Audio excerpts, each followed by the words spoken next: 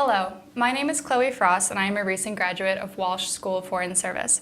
And joining us today is David Lang, founder and co-maker of OpenROV. Mr. Lang describes OpenROV as a DIY community centered around underwater robots for exploration and adventure. Lang holds a BA and Bachelor of Business Administration from the University of Wisconsin-Madison. For many years, Lang managed a sailing school in Berkeley. In 2012, Lang set out to design an open-source, low-cost, remotely operated underwater vehicle to increase our access and capability for ocean exploration. Today, the OpenROV community exists in over 50 countries. In 2013, Lang authored Zero to Maker, Learn Just Enough to Make Just About Anything. In that same year, Lang became a TED Fellow. In 2015, OpenROV launched Trident, the ultra-fast, ultra-efficient, ultra-durable ROV. Trident is capable of operating at a depth of 100 meters, it fits comfortably in your carry-on, and can operate for up to 3 hours at a pace as fast as an Olympic swimmer. Thank you for taking the time to speak with us, Mr. Lang. I would like to begin by asking, what is the root of your passion for ocean conservation and ocean issues? And how did you decide to invest this passion towards designing aquatic drones? Good question. So this was all an accident, to be honest with you. After college, I just had this wild idea that I wanted to sail around the world. And so I moved to Berkeley in San Francisco Bay and begged my way into a job at a sailing school, learned to sail, lived on a boat, spent time leading sailing trips to different places around the world. And I really fell in love with the ocean. And one thing that struck me was here was this amazing resource that was right in front of everybody, and nobody was taking advantage of it.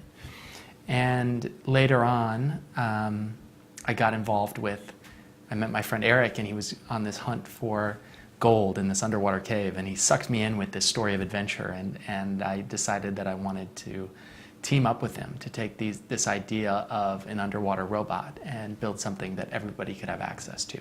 So just to give you kind of a quick overview, because sometimes I speed through this, an ROV, remotely operated vehicle, is an underwater drone. So it goes underwater, you can drive it around, it's got a camera and lights, and it sends live video back up to the surface. And so you can see what it sees and drive it around and see what's going on underwater. Go to depths of 100 meters. Thank you. Yep, of course. Incredible. Sometimes I speed through that, so I wanted to... Well, so that helps take me into our second question, which is, can you explain your goals when you set out to make this ROV system open? And why did you decide to design this as user-friendly as possible, especially in comparison to historic ROVs? In other words, from an ocean conservation standpoint, what is the benefit from increased ocean exploration? That's a good question. So when we got started, this ROVs existed. And they were, $50,000, $100,000 tools that people didn't have access to. Eric and I sure didn't have access to. So what we did when we designed it is we wanted to make it modular and open source so a lot of people could do what they wanted with it. Our main goal was making this low cost for other people, but also just for ourselves so we could actually afford to build one. As we've gone on, we kind of learned more about what would be useful. But it's interesting because we still go back to that initial conversation when Eric and I first met, and we shared this dream of what would happen, how cool would it be if there were 10,000, 100,000 robots around the ocean and you could log in and control one just from your couch. And so that was always the dream. That was the big vision. And it's interesting because now we're dangerously close to actually achieving those numbers and having that experience. So it's pretty exciting. I'd love to hear about when you were starting to begin your project. You're talking about what we can see from our couches, and hopefully you have hundreds of robots in the ocean. Ocean mapping, we know it can bring scientists more data. It can help with public understanding of our beautiful marine resources. What were some of the challenges in ocean mapping that you had to overcome when designing your open ROV system? That's another good question. So one of the things that comes up when we're talking about our robots, sometimes people jump to, what kind of science can you do? What kind of data can it collect? How does it map this? How does it do that? And for us, whenever we start getting too close to that conversation, I always like to take a step back and remind people that the biggest issue facing the oceans and the environment in general is people just don't care. They're not aware. They don't know what's going on. So our number one priority for Open ROV is to create this experience where people have a connection.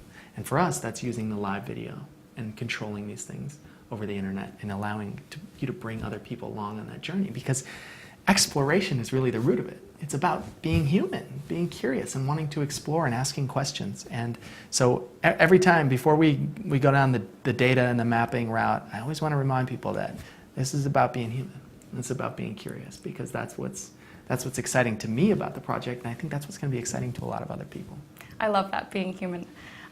Do you think you have any beliefs for how we can engage an audience that maybe isn't comprised of marine conservationists or technicians necessarily?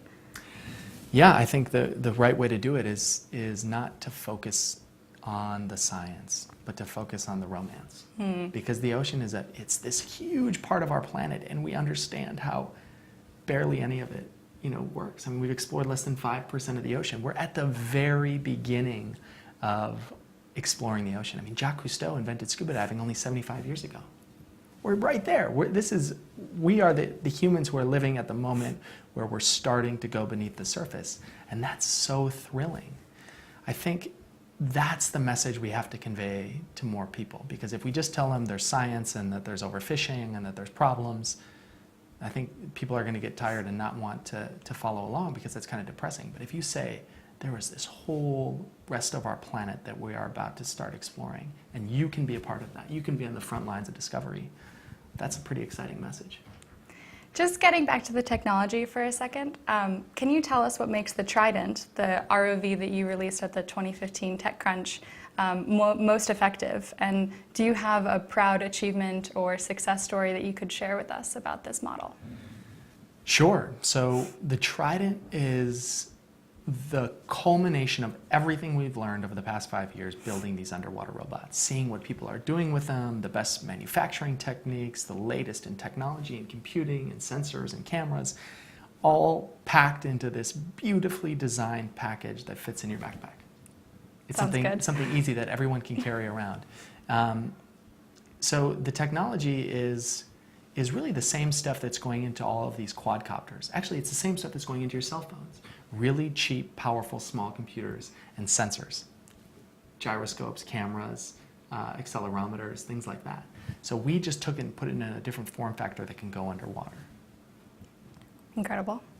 I have one final question for you. So one of the great benefits of your Open ROV is that it's increasing exploration and making exploration more efficient and accessible. Do you foresee models that will enable data collection capabilities in the future? So say collecting temperature, or pH, or salinity.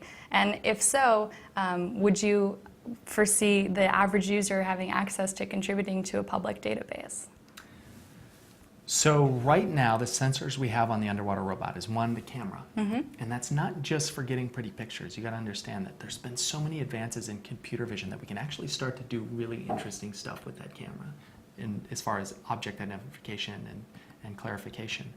The other thing is we have temperature, we have depth, we have people in our community who are building open source low-cost CTD devices, the OpenCTD. Yep. So we will get salinity.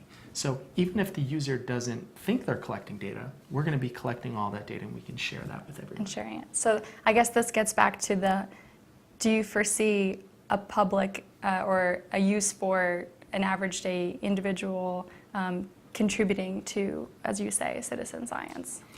I think this is going to be an incredible tool for citizen science. There's a bunch of different ways that you could define citizen science. One way is just like the birders out there making observations and collecting identifications. That's definitely something that our community can take part in and will take part in. The other thing is kind of this seeing the unknown. All of a sudden we have all have cell phone cameras, and there's GoPros everywhere, and people are starting to observe things that we've never observed before, just because there's more cameras. And so, this isn't just about data collection. This is about actually observing things that we've never seen. And when we're talking about the ocean, this is this huge area. 95% of it hasn't been explored. So we're going to see new things. And so that's the kind of new type of citizen science that I think our community is really going to thrive at. Wonderful. I think that's all we have for today, but thank you, Mr. Lang, for your time and for inspiring us and your continued contribution to ocean exploration. Thanks, Chloe.